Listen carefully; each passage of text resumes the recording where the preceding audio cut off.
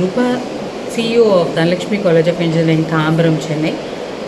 இந்த வருஷம் நாங்கள் வந்து ஓப்பன் ஹவுஸ் காம்படிஷன் 2025 லான்ச் பண்ணியிருக்கோம்.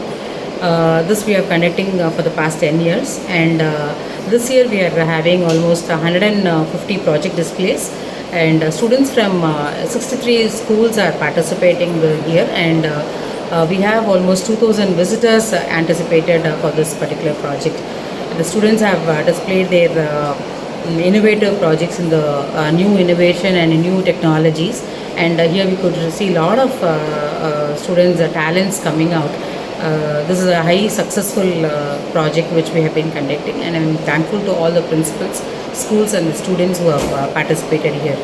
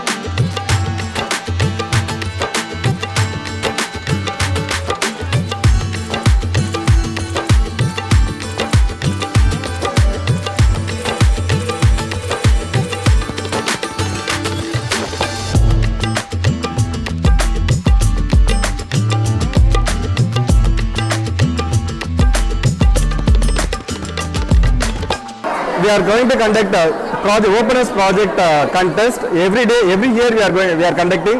So this is the 7th year we are continuously conducting these projects. So more than 250 schools are registered.